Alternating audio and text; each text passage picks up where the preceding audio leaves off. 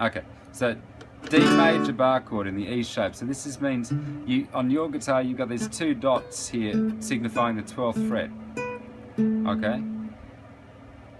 So you kind of use that as a guide, but the first finger is on the 10th fret back here, right? So that's our chord. And we're playing our kind of reggae rhythm.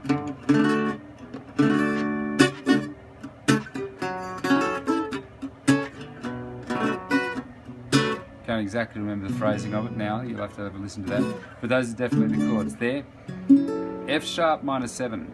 Okay, so it's like you bring the finger back a fret, now you're playing off the 5th string, and these two guys, 2nd and 4th string, 10th, 11th fret. And then back to the B, so now you're on the 7th fret on the 2nd dot, 3rd dot on your guitar. Right, barring, and just one finger on the 5th string, so bar right through. That's a bit of an awkward shape, right? So that's the whole kind of verse part, I guess.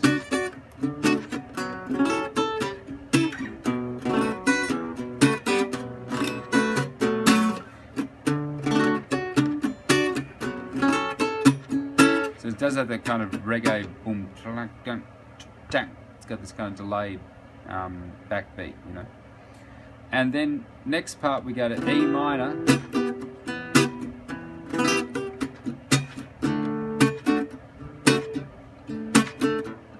to D. So here it's a D chord, this is a D chord as well.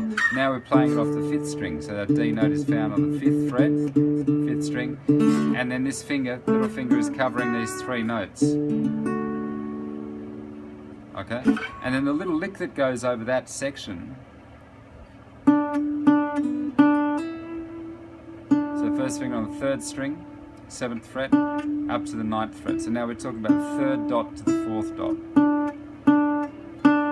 Hammer on.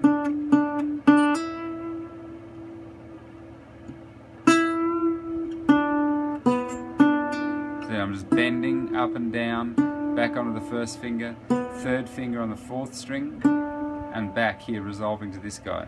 Why? Because that's a D note, and that's part of that chord. Okay, so the first part is going to the E note, which is part of this chord, back to the D note, which is part of this chord. And then he just plays this extra little thing while he's on the D chord, which goes... And he might do that the 2nd time or something, I'm not sure.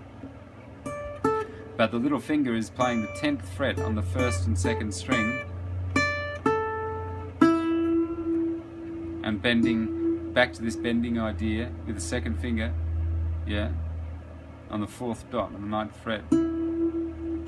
Bending, he's just always bending kind of up and down, back to the 1st finger, 3rd finger on the 4th string, and resolving.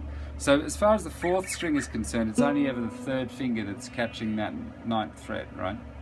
Okay, everything else is really happening on the 2nd string, apart from these two guys. Okay, so